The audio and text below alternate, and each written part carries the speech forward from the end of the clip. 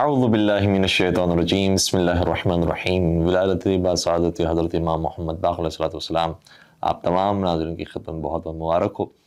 آج ہم آپ کی خدمت میں سمری کے لیے وہ کتاب لے کر آئے ہیں کہ جس کا تعلق امام باقر علیہ السلام سے ہے، اور یہ فارسی زبان کی کتاب ہے جس کا عنوان ہے 340 سوالات امام باقر علیہ السلام کی خدمت میں۔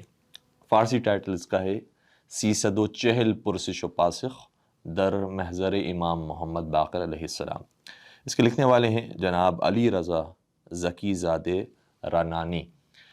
بہت بہترین انداز میں انہوں نے اس کتاب کو جمع کیا ہے، جس کا مطلب یہ ہے کہ کچھ سوالات جو امام کی خدمت میں آ کر لوگوں نے کیے اور امام نے اس کی کیسے جوابات دیے۔ ظاہر سی بات ہے، سب جانتے ہیں کہ امام باقر العلوم ہے، کہ جنہوں نے علوم کو شگافتہ کیا ہے، اور بہت سی روایات امام کے ذریعے ہم تک پہنچی ہیں، جن میں سے 340 روایات اس کتاب کے اندر موجود ہیں جو امام سے سوال کیے گئے ہیں، تو اس کے جواب میں امام نے کوئی بات بیان فرمائی ہے۔ پھر اس کتاب کی ترتیب اس طرح سے رکھی گئی ہے کہ پہلے توحید کا چیپٹر ہے، پھر نبوت کا چیپٹر ہے، پھر امامت کا چیپٹر ہے، اور پھر قیامت کا چیپٹر ہے، اور پھر درمیان میں کچھ اخلاقی باتیں بھی موجود ہیں۔ جلدی سے ہم اس کتاب کی سمری آپ کی خدمت میں شروع کرتے ہیں۔ پہلی روایت جو ہم آپ کی خدمت میں پیش کر رہے ہیں اس کا تعلق توحید سے ہے۔ ایک شخص امام باقر علیہ السلام کی خدمت میں آیا اور سوال کیا کہ کیا رسول اللہ کی یہ حدیث صحیح ہے کہ من قال لا الہ الا اللہ دخل الجنہ، جو شخص لا الہ الا اللہ پڑھتا ہے وہ جنت میں داخل ہو جاتا ہے۔ امام نے فرمایا الخبر حق، یہ حدیث صحیح حدیث ہے۔ جب وہ شخص یہ جواب سننے کے بعد جانے لگا تو امام نے اس جاتے ہوئے شخص سے فرمایا یا ھذا ان للا الہ الا اللہ شروطا، لیکن کلمہ لا الہ الا اللہ کی کچھ شرائط بھی ہیں، وَإِنِّي مِن شُرُوطِهَا، اور میں خود بھی لا الہ الا اللہ کی شرائط میں سے ایک ہوں۔ اور ہمیں پھر یہ جملہ سن کے یاد تازہ ہوتی ہے امام علی رضا علیہ السلام کی سلسلۃ الذہب والی حدیث کی۔ پھر ایک اور روایت ہے جو توحید ہی کے چیپٹر کے اندر ہے کہ ایک شخص آیا، اس نے امام کو عبادت کرتے ہوئے دیکھا تو سوال کیا کہ آپ کس کی عبادت کر رہے ہیں؟ امام نے فرمایا اللہ کی۔ کہا کہ کیا آپ نے اللہ کو دیکھا ہے؟ امام نے فرمایا بلا، جی بالکل، لم ترہ العیون، لیکن میری ان سر کی آنکھوں نے نہیں دیکھا، بمشاہدۃ الابصار ولکن رأتہ القلوب بحقائق الایمان، لیکن میری دل کی آنکھوں نے اس ذات پروردگار کو دیکھا ہے۔ لا یعرف بالقیاس، وہ پروردگار وہ ہے کہ جس کا کسی کے ساتھ مقایسہ نہیں کیا جا سکتا۔ ولا یدرک بالحواس، اور وہ حواس خمسہ کے ذریعے ہمیں نہیں سمجھ میں آتا، یعنی ہم اسے دیکھ نہیں سکتے آنکھوں کے ذریعے، یا ہم اس کی آواز کانوں کے ذریعے نہیں سن سکتے، یا ہم اس کو چکھ نہیں سکتے ہیں، یا اس کو ہم چھو نہیں سکتے ہیں۔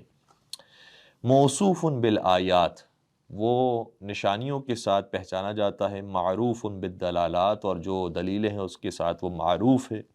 لا یجور فی حکمہ ذالک، اور وہ اپنے حکم کے اندر کسی پر ظلم نہیں کرتا۔ لا اللہ لا الہ الا ہو، یہ وہی اللہ ہے کہ جس کا کوئی معبود نہیں۔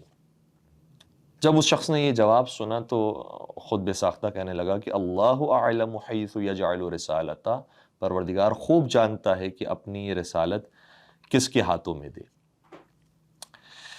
پھر ایک سوال تقریباً توحید ہی کے چیپٹر میں، اور اس کا تھوڑا سا تعلق نبوت کے چیپٹر سے بھی ہے، لیکن جو پیغمبر اکرم سے پہلے کے انبیاء ہیں ان کے زمانے کا ایک واقعہ ہے کہ قرآن میں اس کا ذکر ہے کہ حضرت نوح علیہ السلام نے اپنی قوم کو نفرین کی اور بد دعا کی، اور ساری قوم پر عذاب آیا اور ساری قوم ہلاک ہو گئی سوائے ان افراد کی کہ جو کشتی میں سوار ہوئے۔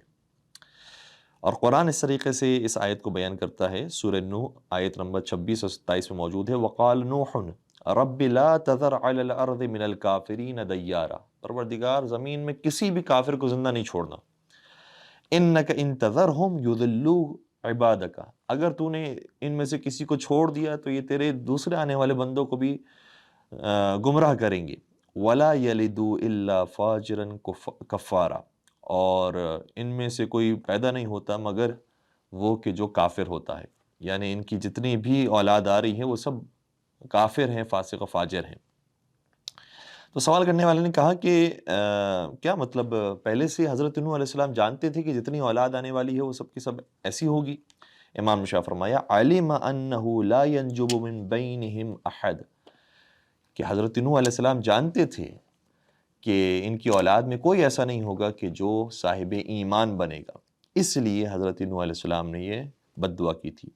اور پھر پروردگار ہی نے وحی کی اوحى اللہ الیہ انہ لا یؤمن من قومک الا من قد آمن فعند هذا دعا علیہم بهذا الدعاء، کہ جب پروردگار نے یہ تائید کر دی کہ اب ان کی اولاد میں کوئی بھی مؤمن پیدا نہیں ہونے والا، تو پھر حضرت نوح علیہ السلام نے اپنی قوم کے لیے بد دعا کی۔ پھر نبوت کے چیپٹر میں اب ہم آتے ہیں حضور سرور کائنات کی نبوت کے چیپٹر پر، اور اس حوالے سے ایک سوال امام سے کیا گیا، اور امام نے شاہ فرمایا کہ حضور سرور کائنات کے جو نام ہیں وہ مختلف کتابوں میں کیا رہا ہے۔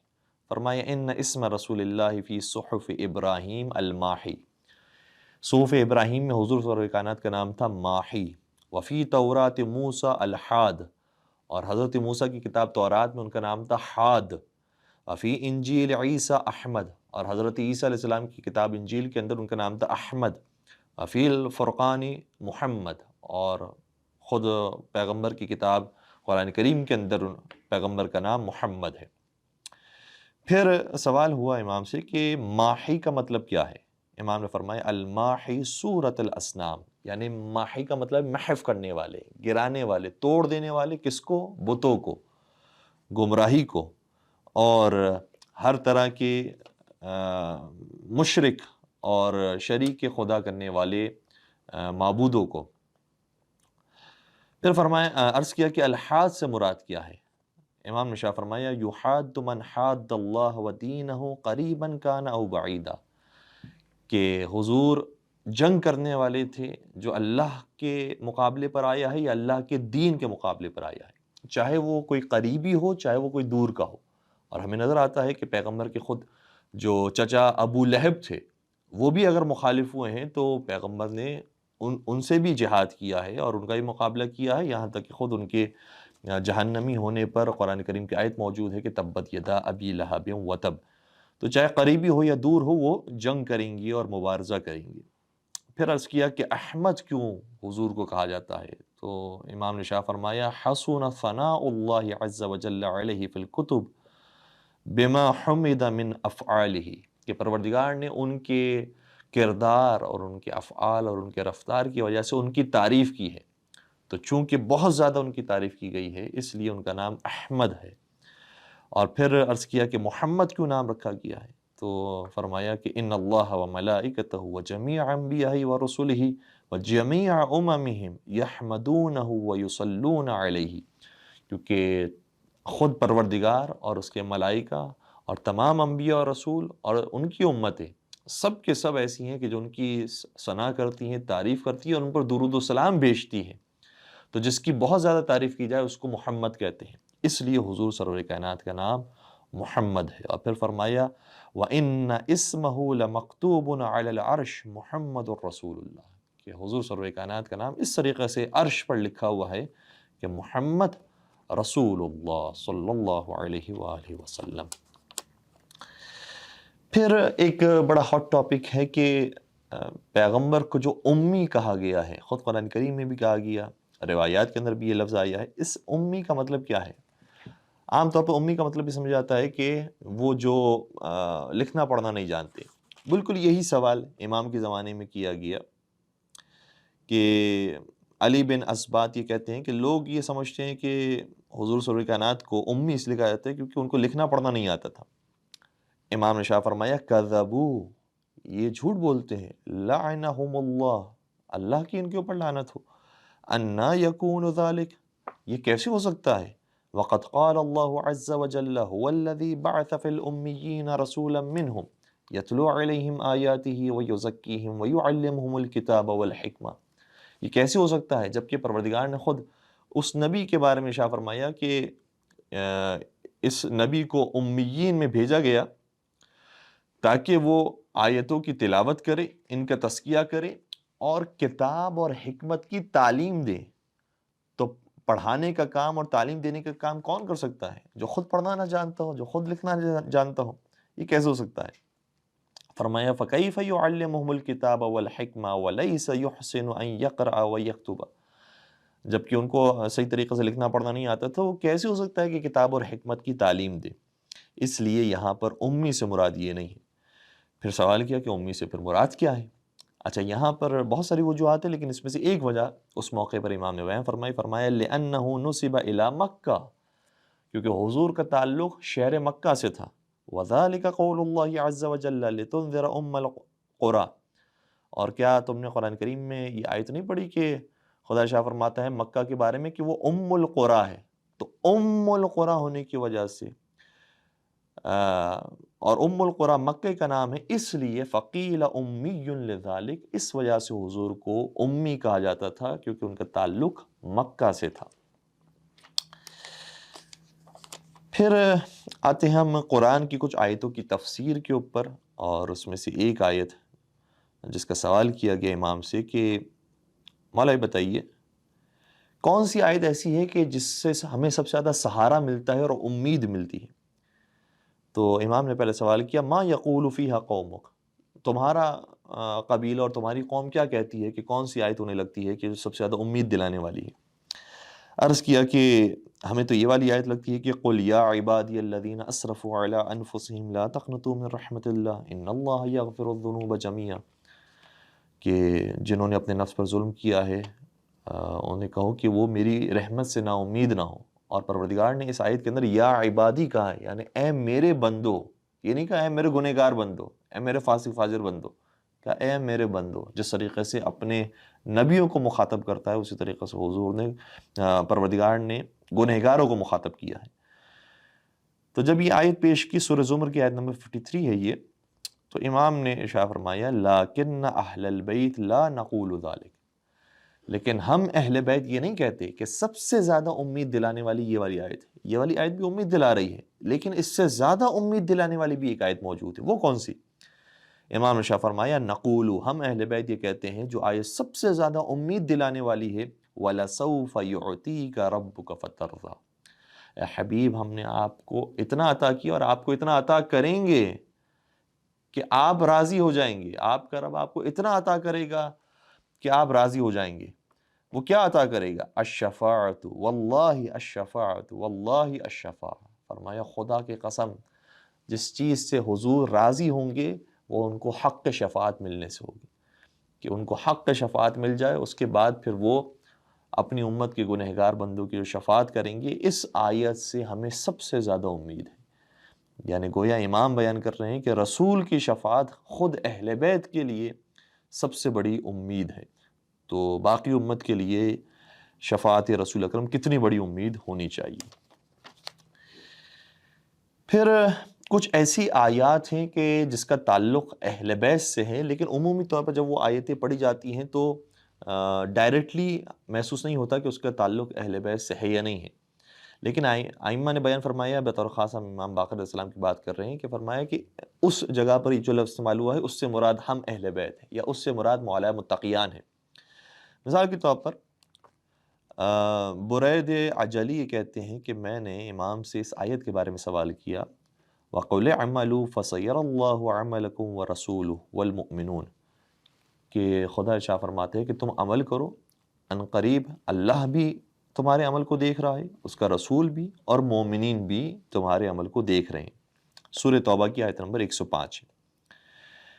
امام شاہ فرمایا ما من مؤمن يموت ولا کافر یوضع فی قبره حتى يعرض عمله على رسول اللہ وعلی، کہ تمہیں معلوم ہے یہاں پر مومنین سے مراد کون ہے کہ جو تمہارے اعمال کو دیکھ رہے ہیں۔ فرمایا کہ کسی مؤمن کو موت نہیں آئے گی اور کسی کافر کو بھی موت نہیں آئے گی اور اس کو قبر میں نہیں ڈالا جائے گا مگر یہ کہ اس سے پہلے رسول اللہ کے اوپر اور امیر کائنات کے اوپر اس کے اعمال کو پیش کیا جائے گا۔ فَحَلُمَّ جَرَّ إِلَىٰ آخر، اور فرمایا اسی طریقے سے اور باقی ائمہ کی خدمت میں، مومنین سے مراد امام حسن بھی ہیں، امام حسین بھی ہیں، امام سجاد بھی ہیں، باقی ائمہ کی خدمت میں بھی ان کے اعمال کو پیش کیا جائے گا۔ من فرض اللہ طاعتہ، ان کی خدمت پیش کیا جائے گا کہ جن کی اطاعت اللہ نے واجب قرار دی ہے، یہ مطلب ہے اس آیت کا۔ پھر ایک اور آیت ہے وَكُونُوا مَعَ الصَّادِقِينَ، جو سورہ توبہ کی آیت نمبر 119 ہے۔ فرمایا کہ یہاں پر صادقین جن کے ساتھ رہنے کا حکم دیا گیا ہے کون ہے؟ ای مع آل محمد علیہ السلام، آل محمد ہیں کہ جن کے ساتھ رہنے کا حکم دیا گیا ہے۔ پھر آگے عَمَّ يَتَسَاءَلُونَ عَنِ النَّبَإِ الْعَظِيمِ کے حوالے سے امام شاہ فرماتے ہیں، یہ سورہ نبأ کی آیت نمبر پہلی اور دوسری ہے۔ فرمائے کہ ذَلِكَ إِلَيَّ إِن شِئْتُ أَخْبَرْتُهُمْ وَإِن شِئْتُ لَمْ أُخْبِرْهُمْ ثُمَّ قَالَ لَكِنِّي أُخْبِرُكَ بِتَفْسِيرِهَا۔ فرمایا کہ ویسے تو میں چاہوں تو تمہیں اس کے بارے میں بیان کروں اور چاہوں تو بیان نہ کروں، یعنی اس کی تفسیر ایسی نہیں ہے کہ جو ہر ایک کو ہضم ہو سکے، لیکن میں تمہیں اس کا اہل سمجھتا ہوں، لہٰذا میں بیان کرتا ہوں کہ جو قرآن یہ کہہ رہا ہے کہ یہ لوگ آ کر پوچھتے ہیں کسی بڑی خبر کے بارے میں، نبأ العظیم کے بارے میں، وہ نبأ العظیم بڑی خبر کون ہے؟ فرمایا ہی فی امیر المؤمنین صلوات اللہ علیہ، کہ وہ مولا متقیان کی ولایت کی خبر ہے کہ جس کے بارے میں سوال کیا جائے گا، یا یہ کہ لوگ پوچھتے ہیں۔ کان امیر المؤمنین علیہ صلوات اللہ علیہ یقول ما للہ عز وجل آیۃ ہی اکبر منی، مولا متقیان نے شاہ فرمایا کہ مجھ سے بڑی کون سی اور خبر ہوگی، ولا للہ من نبأ اعظم منی، اور مجھ سے بڑی کون سی نشانی ہوگی کہ جس کے بارے میں سوال کیا جائے۔ پھر آیت ہے ووالد وما ولد، سورہ بلد کی آیت نمبر 3۔ امام نے اس آیت کے حوالے سے بیان فرمایا کہ جن کی قسم کھاری جا رہی ہے والد اور ان کے فرزند کی، تو اس میں والد سے مراد امیر المؤمنین علیہ السلام، وما ولد من الائمہ، مولا متقیان اور جو ائمہ میں سے ان کی اولاد ہیں، ان کی قسم اس آیت میں کھائی جا رہی ہے۔ اسی طریقے سے فَلَاقْتَحَمَ الْعَقَبَہ، سورہ بلد کی آیت نمبر 11، فرمائیں کہ وہ مقام کہ جہاں سے گزریں گے سب قیامت کے دن، وہ کوئی اور مقام نہیں ہوگا، وہ ہم اہل بیت کی ولایت کا مقام ہوگا کہ جس کے بارے میں سوال کیا جائے گا۔ اور اس حوالے سے بہت سی اور تفاسیر موجود ہیں، اور ائمہ علیہم السلام نے کئی ساری آیات کی تعویل اور باطن آیت کے اندر بیان فرمائے کہ اس سے مراد ہم اہل بیت علیہم السلام ہیں۔ پھر امام سے ایک مقام پر کسی نے سوال کیا، ابو الجارود آئے امام کی خدمت سوال کرتا ہے کہ امام کی پہچان کے کیا طریقے ہیں، کیسے پتہ چلے کہ یہ امام ہے یا نہیں ہے؟ امام باقر علیہ السلام نے شاہ فرمایا سب سے پہلی دلیل تو یہ ہے کہ نص ہو اس کے اوپر، یعنی پتہ ہو کہ خدا نے یا رسول اللہ نے انہیں منسوب کیا ہے۔ اگر رسول اللہ نے کہہ دیا تو بس پھر بات ختم ہو گئی، پھر ہمیں کسی اور چیز کو چیک کرنے کی ضرورت ہی نہیں۔ جو رسول اللہ فرما رہے ہیں کہ میرے بعد یہ جانشین ہے، یا اللہ کی طرف سے کوئی آیت آ گئی ہے، نشانی آ گئی، جیسے انما ولیکم اللہ کی آیت موجود ہے، تو اس کے بعد تو پوچھنے کی ضرورت ہی نہیں۔ سب سے پہلی نشانی نص اور نصب کرنا ہے خدا اور اس کے رسول کا۔ دوسری بات یہ کہ اگر ہمیں پتہ نہ ہو کہ بھئی نصب کیا گیا یا نہیں کیا گیا، تو کہا کہ آ کر ان سے سوال کرو، سوال کرو گے جو پوچھو گے وہ جواب دیں گے۔ تیسری چیز، اور اگر تم خاموش بھی رہو گے تو وہ تمہیں آئندہ کی خبر بیان کریں گے کہ اور کیا ہونے والا ہے مستقبل کے اندر۔ یہ ہے امام کی شان۔ پھر فرمایا اور وہ جو بھی شخص آئے ان سے گفتگو کرنے کے لیے، جس خطے کا جس سرزمین کا ہو، وہ اسی کی زبان میں جواب دینا بھی جانتے ہیں، چاہے وہ پاکستانی ہو ہندوستانی ہو۔ اور یہ روایتیں موجود ہیں باقاعدہ، ہندی شخص نے آگر سوال کیا اپنی زبان میں، امام نے جواب دیا۔ باقی ائمہ کے حوالے سے یہ روایتیں موجود ہیں۔ اسی طریقے سے اگر کسی اور سریانی زبان میں کوئی شخص آتا ہے سوال کرتا ہے، عبری زبان میں آ کر سوال کرتا ہے، چینی زبان میں آ کر سوال کرتا ہے، ترکی زبان میں آ کر سوال کرتا ہے، اماموں نے اس کے جوابات انہیں اسی زبان میں دی ہیں۔ بلکہ حتیٰ یہ روایتیں ملتی ہیں کہ امام نے پرندوں کی زبان بھی سمجھ کر بتایا ہے کہ یہ کہہ رہے ہیں اور یہ اب یہ ہونے والا ہے۔ تو زبان کا علم بھی ائمہ علیہم السلام کو حاصل ہے، اور اس کی طرف بہت سارے واقعات میں اشارہ کیا گیا ہے۔ انشاءاللہ ہم بھی کچھ واقعات کو آپ کو بیان کریں گے۔ اس سے پہلے ایک روایت ہے کہ جابر یہ سوال کرتے ہیں کہ مولا میں آپ پر قربان ہوں۔ اچھا، جابر امام کے زمانے میں دو صحابی کو کہتے ہیں، ایک جابر بن عبداللہ انصاری جو صحابی رسول بھی تھے، اور دوسرے جابر بن یزید جعفی جو خود امام کے زمانے کے صحابی ہیں، اور پھر امام صادق علیہ السلام کے بھی زمانے کے صحابی ہیں، دونوں بہت جلیل القدر صحابی ہیں، جابر بن عبداللہ انصاری بھی اور جابر بن یزید جعفی بھی۔ یہاں پر کون سے جابر نے آگے سوال کیا ہے اس کی وضاحت موجود نہیں ہے۔ بہرحال جابر نے سوال کیا کہ جو آصف بن برقیہ تھے، عالم تھے، جو علم رکھتے تھے کتاب کا، ان کے پاس کتنا علم تھا؟ فرمایا یا جابر ان اللہ جعل اسمہ الاعظم علی 73 حرفا، پروردگار نے اسم اعظم کو 73 حروف میں محصور کیا ہے۔ فکان عند العالم منہا حرف واحد، آصف بن برقیہ کے پاس صرف ایک حرف کا علم موجود تھا۔ فن خسفت الارض ما بینہ وبین السریر حتی التفت القطعان وحول من هذه على هذه، تو اس ایک حرف کے علم کی وجہ سے ان کے اندر اتنی طاقت پیدا ہو گئی کہ انہوں نے زمین کے فاصلوں کو ختم کیا اور وہاں سے تخت بلقیس کو لے کر دربار سلیمان تک پہنچا دیا۔ پھر فرمایا وَعِندَنَا من اسم اللہ العظم 72 حرفا، اور ہمارے پاس ان 73 حروف میں سے 72 حروف کا علم موجود ہے۔ پھر وہ ایک حرف کا علم کس کے پاس ہے؟ اور فرمایا وَحَرْفٌ فِي عِلْمِ الْغَيْبِ الْمَكْنُونَ عِنْدَهُ، اور جو ایک حرف کا علم ہے، وہ غیب کا علم ہے، وہ صرف پروردگار کے پاس موجود ہے۔ علم اہل بیت کے اوپر بہت ساری اور روایات موجود ہیں، لیکن ہم بات کو بہت تیزی سے آگے بڑھاتے ہوئے ایک واقعے کا ذکر کرتے ہیں۔ یہ واقعہ بڑا خوبصورت اور دلچسپ واقعہ ہے۔ ثویر بن ابی فاختہ یہ کہتے ہیں کہ میں جب حج کرنے کے لیے گیا تو مجھے حج کے موقع پر 3 افراد ملے جو امام کی امامت کو نہیں مانتے تھے، عمر بن زر، ابن قیس ماصر اور سلط بن بہرام۔ یہ تینوں امام کو ماننے والے نہیں تھے، اور یہ کہتے ہیں کہ جب ہم ایک مقام پر رکے تو انہوں نے کہا کہ میں نے 4000 سوالات تیار کیے ہیں کہ باقر سے جا کر پوچھوں گا اور پھر اسے نعوذ باللہ رسوا کروں گا کہ تم اتنا بڑا دعویٰ کرتے ہو، تمہیں ہر سوال کا جواب آتا ہے، تو جواب دے کر بتاؤ۔ 4000 مشکل ترین سوالات ان بڑے بڑے دانشوروں نے اور علماء نے جو دوسرے مکتب سے تعلق رکھتے ہیں انہوں نے تیار کی۔ یہ شخص جو روایت بیان کرتا ہے وہ امام کا ماننے والا تھا، شیعہ تھا۔ امام کی خدمت میں حاضر ہوا اور کہنے لگا کہ مولا میں بڑا پریشان ہوں۔ امام فرمایا کیا پریشانی ہے تمہیں؟ کہا کہ میں نے یہ دیکھا ہے کہ آپ سے لوگ اس طرح سوالات کرنے کے لیے تیار بیٹھے ہوئے ہیں۔ امام فرمایا کہ تمہیں گھبرانے کی کیا ضرورت ہے؟ کیا تمہارا امام کے اوپر اتنا اعتماد اور یقین نہیں ہے کہ ان کو ہر سوال کا جواب معلوم ہے؟ پھر تھوڑی دیر نہیں گزری تھی کہ انہوں نے دستک دی، اور جب معلوم کیا تو وہ افراد موجود تھے، اور امام نے ان کو اندر آنے کی دعوت دی۔ جب وہ اندر آ کر تشریف فرما ہوئے، امام نے پھر اپنی کنیز کو، اپنے غلام کو بولا کہ اب ان کے لیے کھانا لگایا جائے۔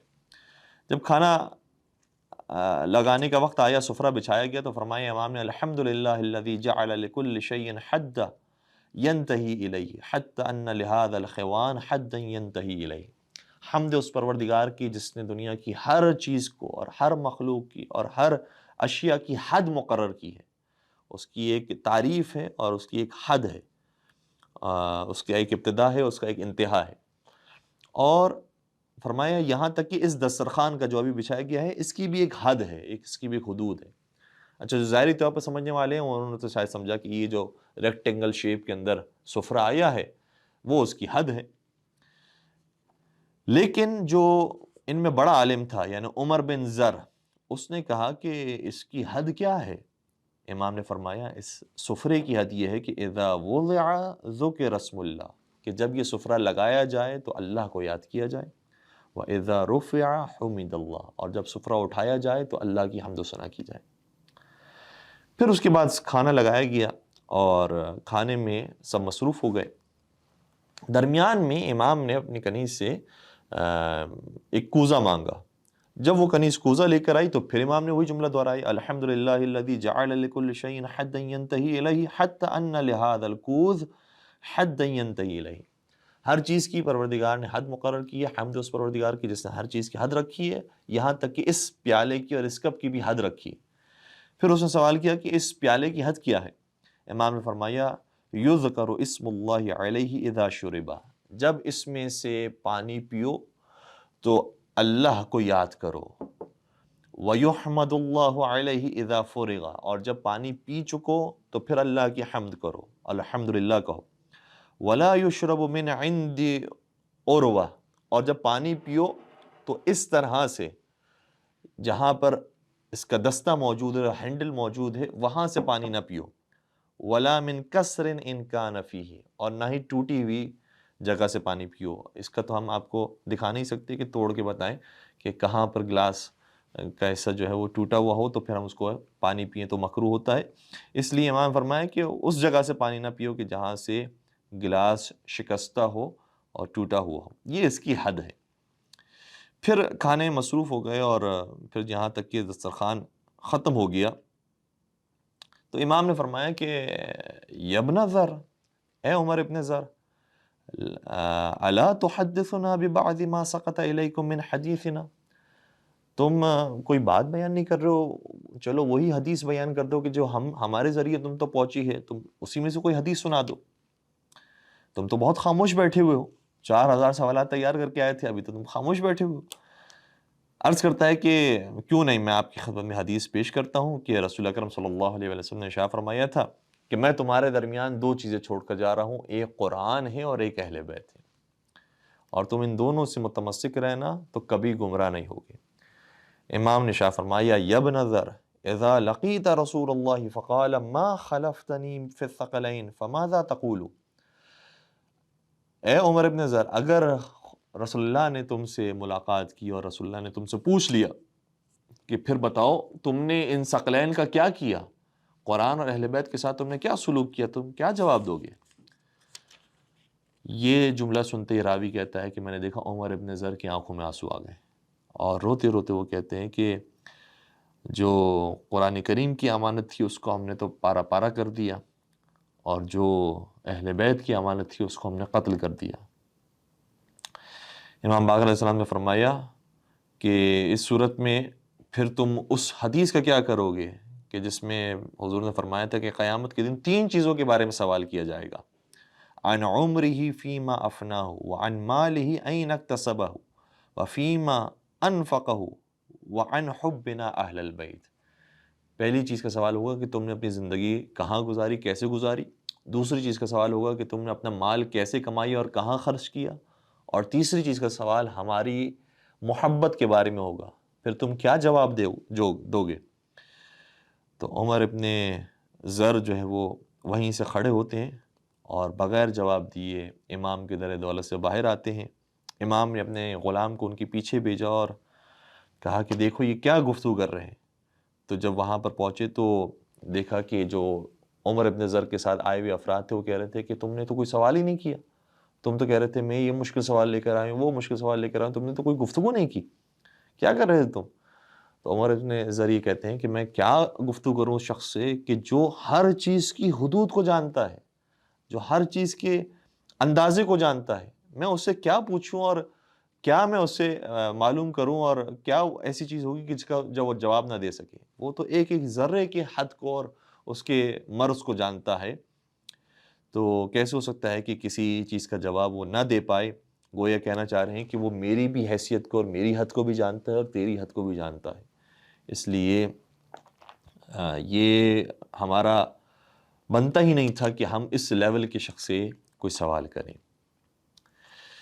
پھر ایک روایت ہے کہ امام سے کسی شخص نے آ کر سوال کیا، مولا بتائیے من کنت مولاہ فہذا علی مولا، اس کا کیا مطلب ہے؟ فرمایا یا ابا سعید تسأل عن مثل ھذا، اس حوالے سے سوال کیا جا چکا ہے، علمہم انہ یقوم فیہ مقامہ، اور بتایا جا چکا ہے کہ یہاں پر مولا سے مراد نبی کا قائم مقام بنایا ہے علی کو، کہ ان کے مقام پر نبی نے علی کو بٹھایا تھا، اور علی کی وہی حیثیت حاصل ہے جو نبی کی حیثیت تھی، اور نبی کے چلے جانے کے بعد اسی مقام پر علی ابن ابی طالب کو اپنا جانشین بنا کر نبی اس دنیا سے تشریف لے گئے۔ پھر امام کی خلافت کے حوالے سے بھی سوال ہوا کہ مولا آپ کو جب پیغمبر کی وصال کا وقت آ گیا تو اس وقت بنی ہاشم نے بھی آپ کا ساتھ نہیں دیا، ایسا کیوں ہوا؟ امام باقر علیہ السلام ارشاد فرماتے ہیں کہ یہ مولائے متقیان کے ساتھ اس لیے ہوا کہ من کان بقی من بنی ہاشم، بنی ہاشم میں کون تھا کہ جو اس وقت علی ابن ابی طالب کے ساتھ دیتا؟ حضرت ابو طالب موجود نہیں، حضرت خدیجہ موجود نہیں، حضرت حمزہ شہید ہو گئے، حضرت جعفر طیار شہید ہو گئے، تو کون بچا ہے بنی ہاشم کے اندر جو ساتھ دے؟ جو بڑے بڑے رؤساء تھے اور بڑے بڑے افراد تھے بنی ہاشم کے، وہ تو سب اس دنیا سے چلے گئے۔ پھر فرمایا انما کان جعفر و حمزہ فمضیا، کہ جعفر طیار اور جناب حمزہ تو چلے گئے، وبقی معه رجلان ضعیفان، اور دو افراد جو بڑے کمزور تھے وہ باقی رہ گئے، ایک عباس، جناب عباس اور جناب عقیل، کہ ان کو بھی ظاہری طور پر تو طلقاء کے اندر شامل کیا گیا اور وہ آزاد کردہ افراد تھے، تو کہاں جناب حمزہ اور کہاں جناب جعفر طیار، اور کہاں وہ کہ جو فتح مکہ کے موقع پر دائرہ اسلام کے اندر داخل ہوئے، تو بنی ہاشم میں کون تھا کہ جو اس موقع پر علی ابن ابی طالب کا ساتھ دیتا؟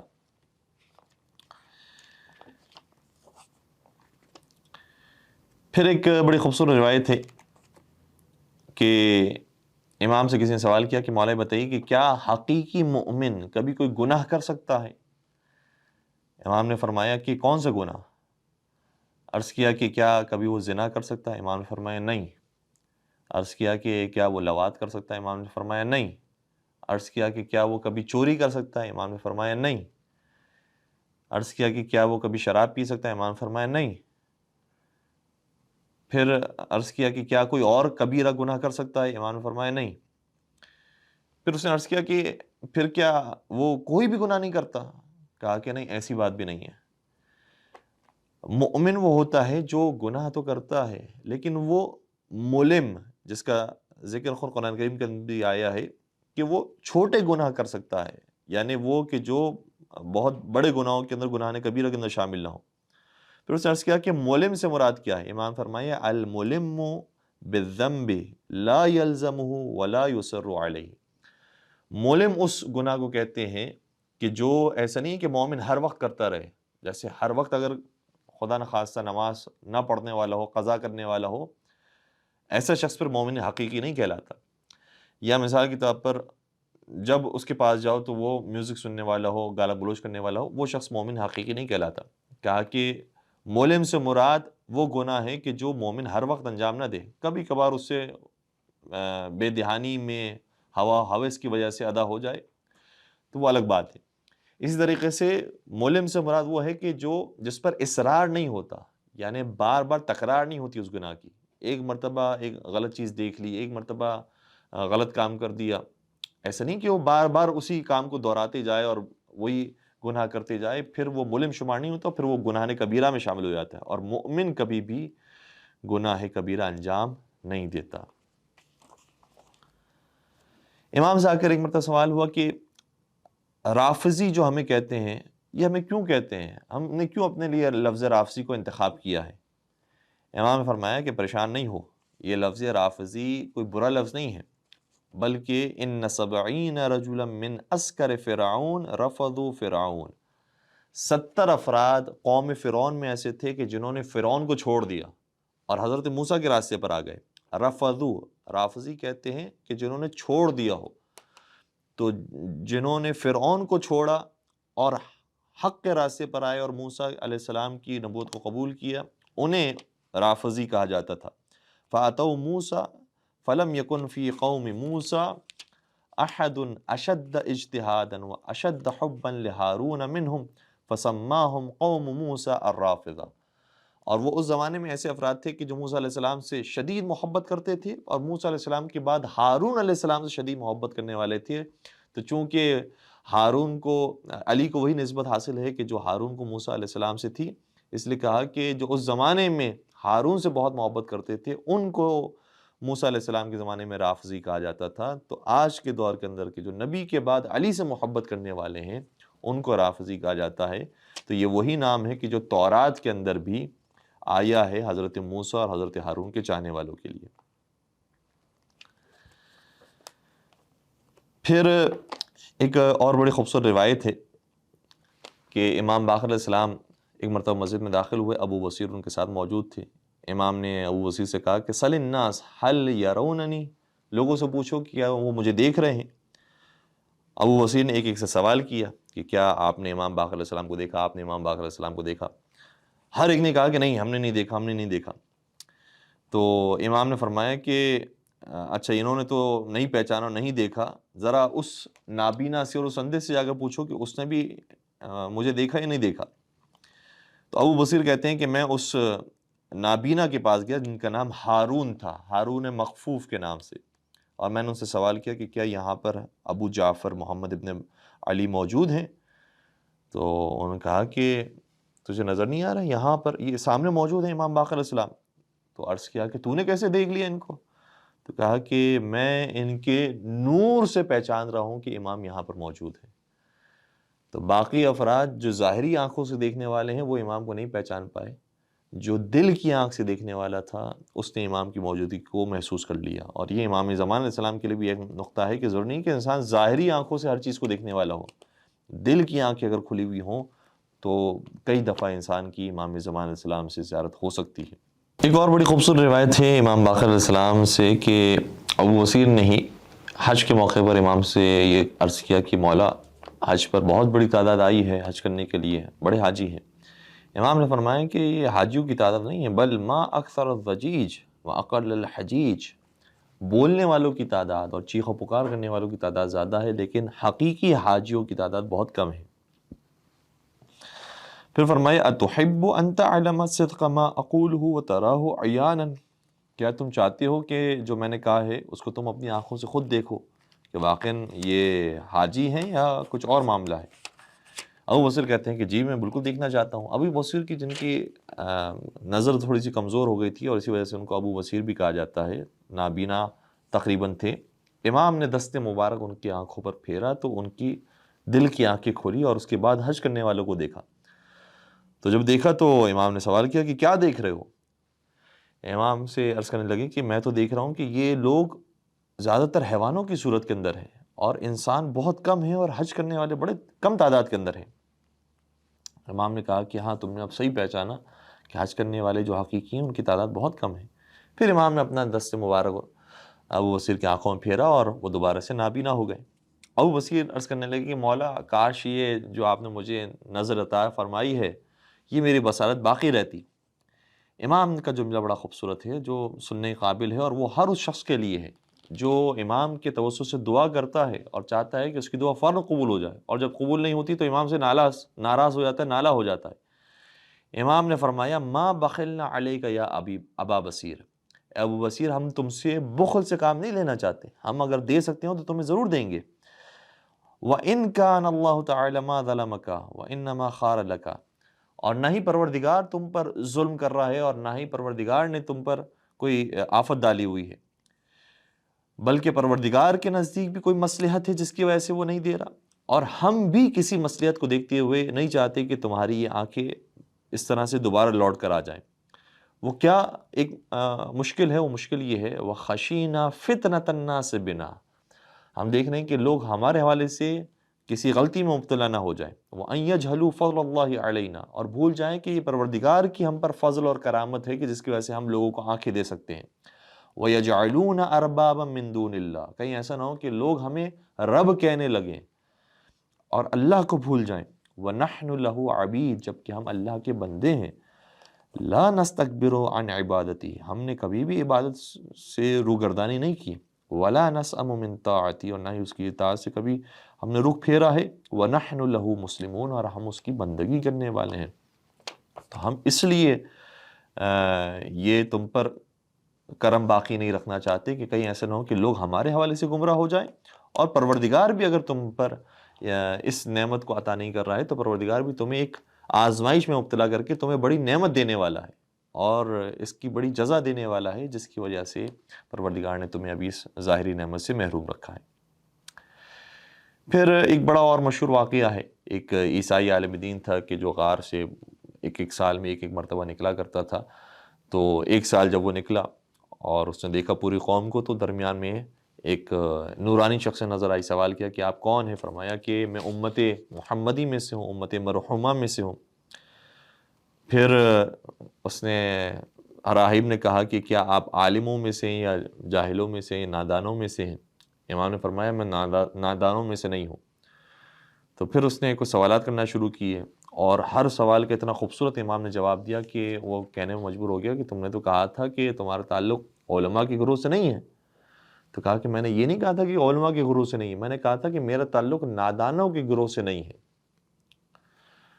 تو پھر اس نے کہا کہ جب تک یہ شخص تمہارے درمیان موجود ہے تمہیں ضرورت ہی نہیں ہے کہ تم مجھ سے سوال کرو۔ اور یہ کہنے کے بعد وہ عیسائی راہب دوبارہ اپنے غار میں چلا گیا، اور بتا گیا ہے کہ جن کے پاس علم موجود ہے وہ صرف آل محمد ہے۔ پھر اسی طریقے سے خوارج نے آ کر بھی ایک مرتبہ گفتگو کی تھی، اور ایک بہت بڑا ٹولہ، بہت بڑا گروہ آیا تھا امام سے بحث کرنے کے لیے، اور مولا متقیان کے اوپر ان کو اعتراض تھا کہ علی نے حکمین کو قبول کیا، اور اس کے بعد پھر جنگ نہروان ہوئی ہے جس کے اندر ایک طرف خوارج تھے، ایک طرف مولا متقیان کا لشکر تھا۔ تو کہا کہ حکمین کو علی نے کیوں قبول کیا؟ تو امام نے کہا کہ ہم کل اس کے اوپر بات کریں گے، تم بھی اپنے علماء کو لے کر آنا اور اپنے صاحبان فکر کو لے کر آنا، اور ہم بھی لے کر آئیں گے۔ جب وہ اگلا دن آیا تو اپنے پورے ٹولے کو لے کر آیا، اور امام نے مہاجرین اور انصار کی اولاد کو اپنے گھر پہ دعوت دی، اور جب یہ آمنے سامنے بیٹھے تو امام نے فرمایا کہ تم فضائل اہل بیت میں سے کیا جانتے ہو اور کیا بیان کرتے ہو؟ تو کہا کہ ہم بہت سارے فضائل جانتے ہیں۔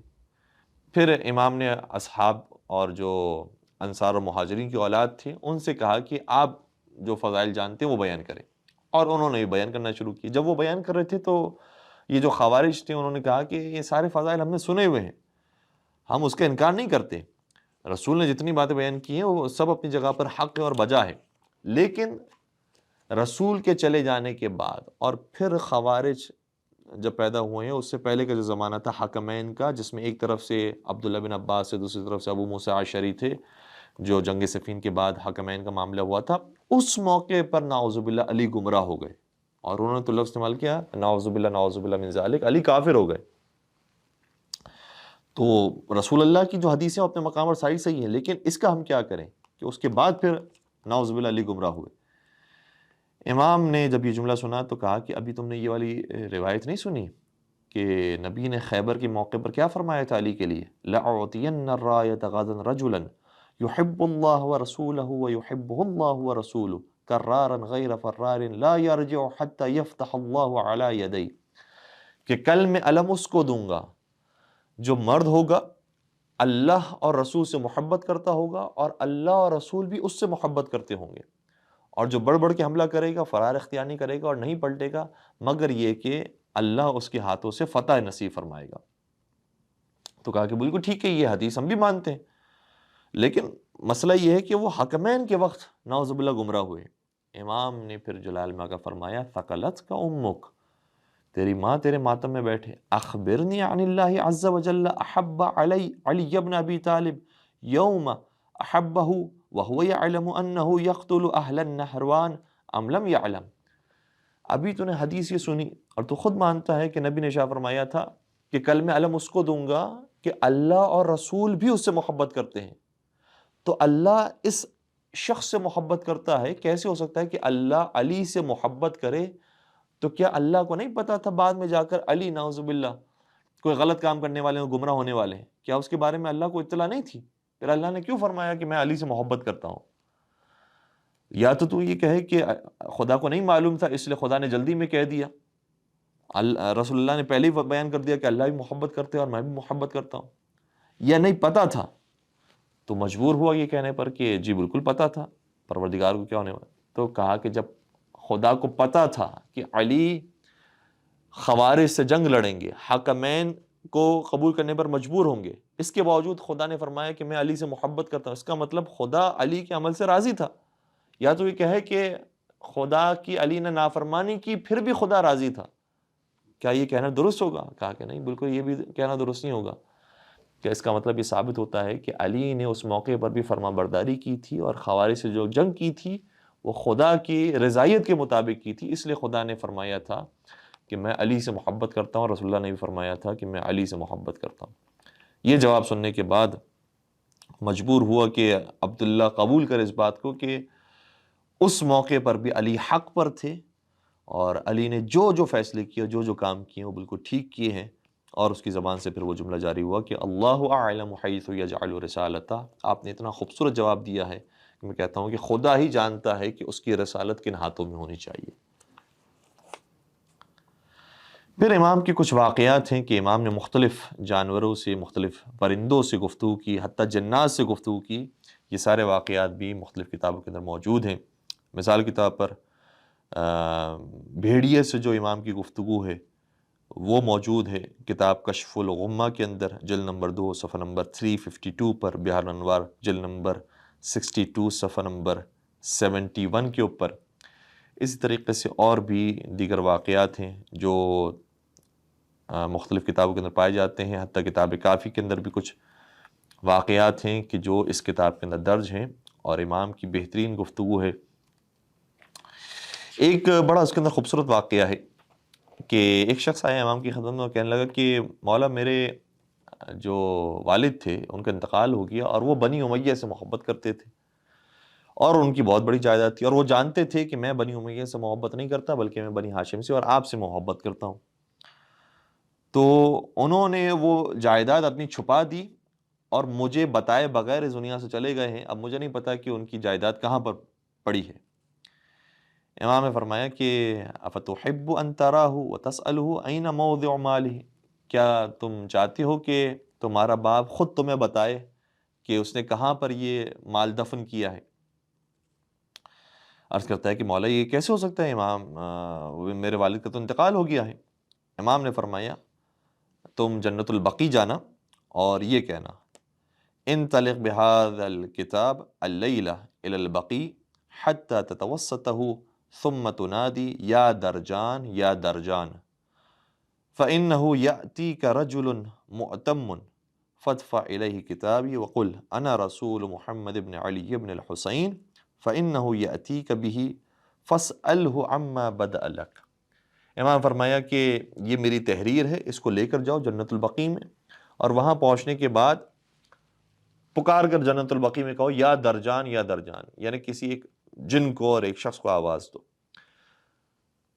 اور پھر جب وہ آ جائے تو اس کو یہ میری طرف سے تحریر دینا، اور پھر تم اس سے جو مانگو گے وہ تمہاری بات مان لے گا۔ کہتا ہے کہ میں نے یہی کام کیا۔ اگلے دن جب میں جنت البقیع پہنچا اور میں نے اس طریقے سے آواز دی تو وہ شخص میرے سامنے آئے اور کہا کہ کیا تم چاہتی ہو اور کیا مجھ سے مانگتی ہو؟ کہا کہ میں چاہتا ہوں کہ میں اپنے والد کو دیکھوں اور ان سے میں سوال کرنا چاہتا ہوں۔ تو والد کو انہوں نے، اس جن نے پیش کیا، اور وہ جن تھا یا ملک تھا، اس نے والد کو پیش کیا۔ جب اس شخص کی حالت دیکھی کہ جو ابھی قبر سے اٹھا تھا، کہا کہ نہیں یہ تو میرا باپ نہیں ہے، یہ تو اتنا سیاہ اور اتنا جلا ہوا محسوس ہو رہا ہے۔ تو کہا کہ خود اس سے پوچھ لو۔ جب وہ آگے بڑھ کے آگے سوال کرتا ہے کہ کیا آپ میرے بابا ہیں، آپ میرے والد ہیں؟ تو کہا کہ ہاں میں تیرا باپ ہوں۔ تو کہا کہ پھر آپ کی ایسی شکل کیوں ہو رہی؟ کیا کہ ابھی ابھی مجھ پر عذاب جہنم ہو رہا تھا، عذاب قبر میں مبتلا تھا، اور تو نے چونکہ آواز دی لہٰذا میں اسی عذاب سے ابھی بھی پلٹ کر آیا ہوں، اور میری اس وجہ سے یہ کیفیت ہو رہی ہے، میں جلا ہوا ہوں۔ اور پھر اس نے کہا کہ میں اس لیے جلا ہوا ہوں، مجھ پر عذاب اس لیے آیا ہے کیونکہ میں بنی امیہ کا ماننے والا تھا، اور تو نے بہت اچھا کیا کہ تو آل رسول کا ماننے والا بنا اور تو امام باقر علیہ السلام کی امامت کا قائل ہو گیا۔ پھر کہا کہ بابا مجھے بتائیں کہ آپ نے کہاں مال وہ چھپا کر رکھا ہے؟ تو بتایا کہ فلاں باغ کے اندر فلاں درخت کے پاس میں نے ایک گھڑا کھودا ہوا ہے اور وہاں پر وہ مال موجود ہے، 1,50,000 درہم وہاں پر میں نے دفن کیے۔ اور پھر اس مردے ہی نے کہا کہ ان 1,50,000 میں سے 50,000 درہم خود امام باقر علیہ السلام کو میری طرف سے ہدیہ کر دینا۔ اور پھر یہ واقعہ راوی نے کہا کہ میں نے آ کر امام کی خدمت بیان کیا، ایک اور شخص موجود تھا اور کہا کہ کیا آپ کو پھر انہوں نے 50,000 درہم دیے جس طریقے سے اس نے آ کر واقعہ سنایا تھا؟ تو امام نے فرمایا کہ جی اس نے مجھے 50,000 درہم دیے جس طریقے سے اس کے باپ نے اسے کہا تھا۔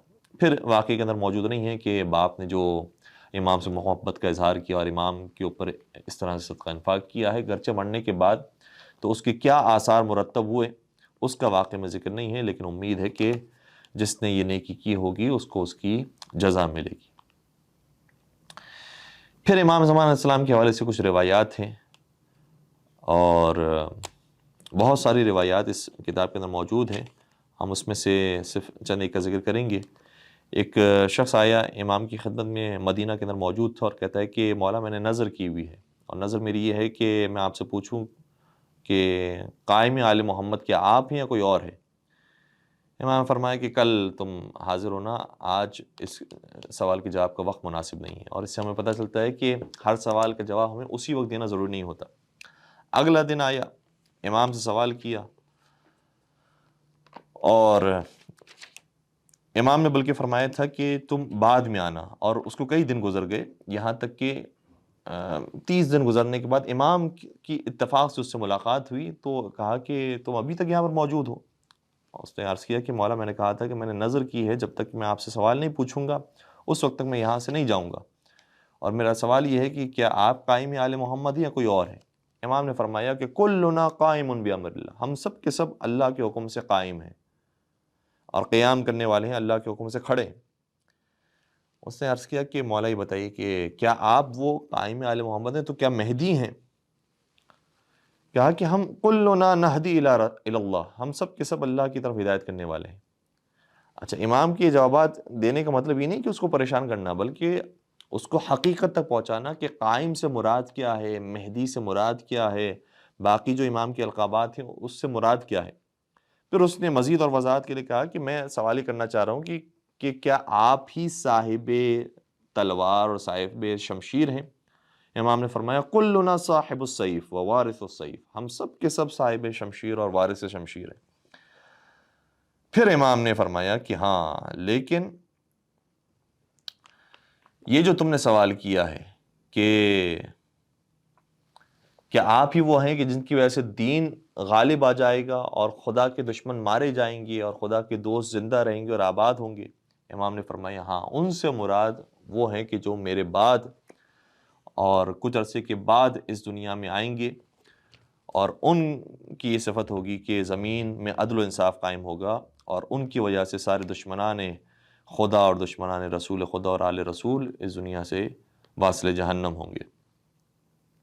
پھر امام نے فرمایا کہ تم دیکھتے نہیں ہو کہ میری عمر ابھی 45 سال کی ہو گئی ہے، اور وہ جو آئے گا اس کی صفت یہ ہے کہ وہ دیکھنے میں 30-40 برس کا محسوس ہوگا، تو میری عمر اس سے بہت زیادہ ہوگی، اس لیے میں قائم آل محمد یا میں مہدی آخر الزماں نہیں ہوں، بلکہ مہدی آخر الزماں بعد میں تشریف لائیں گے۔ اور یہ ہماری خوش قسمتی ہے کہ ہم اس زمانے میں موجود ہیں، لیکن ایک طرح سے بدقسمتی یہ ہے کہ ہم امام مہدی کے زمانے میں ہونے کے باوجود بھی ان کے دیدار سے محروم ہیں۔ پھر امام باقر علیہ السلام کی خدمت میں ایک شخص نے آ کر جب آخری زمانے کی حالات معلوم کی کہ کیا ہوگا کہ جس وقت امام ظہور فرمائیں گے، تو امام نے تفصیل سے بیان کیا۔ اس تفصیل کا تو ابھی وقت نہیں ہے، لیکن ہم صرف اتنا ابتدائی جملہ امام کا شاہ عرض کر دیتے ہیں کہ امام شاہ فرماتے ہیں کہ اذا تشبہ الرجال بالنساء والنساء بالرجال واقتفى الرجال بالرجال والنساء بالنساء وركب ذوات الفروج السروج وقبلت شهادات الزور ورد شهادات العدل واستخف الناس بالدماء وارتكاب الزنا وأكل الربا واتقي الأشرار مخافة ألسنتهم وخرج سفيان من الشام واليمان من اليمن وخسف بالبيداء وقتل غلام من آل محمد بين الركن والمقام اسمه محمد بن الحسن النفس الزكية وجاءت صيحة من السماء بأن الحق فيه وفي شيعته فعند ذلك خروج قائمنا۔ فرمایا کہ وہ وقت کہ جب زمانے کے امام کا ظہور ہوگا وہ اس وقت ہوگا کہ جب مرد عورت جیسے بن جائیں گے، عورتوں کا لباس مرد پہننے لگ جائیں گے، اور عورتوں کی طرح شکل اختیار کریں گے، ان کے چہرے پر داڑھی نہیں ہوگی، ان کے بال لمبے ہونے لگ جائیں گے، عورتوں کی شباہت اختیار کریں گی، اور عورت چاہیں گے کہ مردوں کی طرح نظر آئیں، ان کے لباس چھوٹے ہو جائیں گے، جیسے مرد پہنتے ہیں ویسے لباس عورتیں پہننے لگیں گی۔ اور پھر فرمایا کہ مرد مردوں پر اکتفا کریں گے، عورت عورت پر اکتفا کرے گی۔ اس سے مراد کیا ہے وہ آپ مجھ سے زیادہ بہتر جانتے ہیں۔ اور پھر فرمایا کہ جو نیک اور شریف افراد ہوں گے وہ اس موقع پر امر بالمعروف بھی نہیں کر سکیں گے، اور ربا عام ہو جائے گا، سود عام ہو جائے گا، زنا عام ہو جائے گا، قتل و غارت گری عام ہو جائے گی، یہاں تک کہ شام سے سفیانی کا خروج ہوگا اور یمن سے یمانی کا خروج ہوگا۔ اور یہ بڑے حساس موقع ہیں آج کے زمانے میں، شام اور یمن دونوں کے اندر جو صورتحال ہے اس سے لگتا ہے کہ زمانے کے امام کا ظہور انشاءاللہ قریب ہے۔ اور پھر فرمایا کہ بعیدہ کے مقام پر یہ خسوف ہوگا، اور آل رسول میں سے ایک شخص کو شہید کیا جائے گا کہ جو نفس زکیہ یا تو ان کا لقب ہوگا، یا وہ ایک پاک انسان ہوں گے کہ جن کو شہید کیا جائے گا، جن کا نام محمد ابن حسن ہوگا۔ اور آسمان سے آواز آئے گی کہ حق امام مہدی اور ان کے چاہنے والوں کے ساتھ ہے۔ اس موقع پر امام کا ظہور ہوگا اور 313 افراد امام کے ساتھ جمع ہوں گے، امام کعبے سے ٹیک لگائے ہوئے ہوں گے، اور پھر اس جملے کی امام تلاوت کریں گے جو سب سے پہلے امام کا کلام ہوگا کہ بقیت اللہ خیر لکم ان کنتم مؤمنین، کہ اللہ کا بقیہ وہ تمہارے لیے بہتر ہے اگر تم مومن ہو۔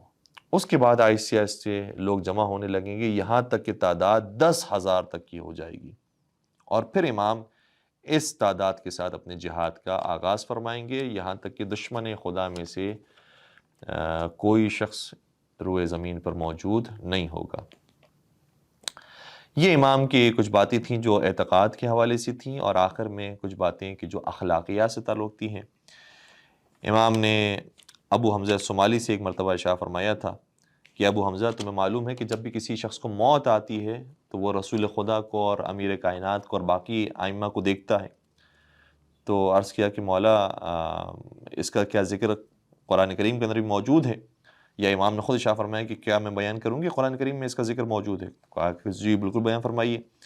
تو امام نے سورہ یونس کی آیت نمبر 63 اور 64 کی تلاوت کی، فرمایا کہ الذین آمنوا وکانوا یتقون لہم البشری فی الحیات الدنیا وفی الآخرہ، جو اللہ پر ایمان لے کر آئے اور تقوی اختیار کیا ہے تو دنیا کی زندگی میں بھی اس کے لیے بشارت ہے اور آخرت میں بھی بشارت ہے۔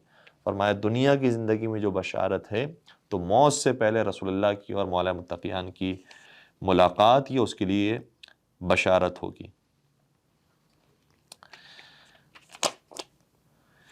ایک شخص نے بچوں کے حوالے سوال کیا کہ فرزند رسول بتائیے کہ جو نابالغ بچے دنیا سے چلے جاتے ہیں ان کا کیا ہوگا قیامت میں، ان کو جنت ملے گی یا جہنم؟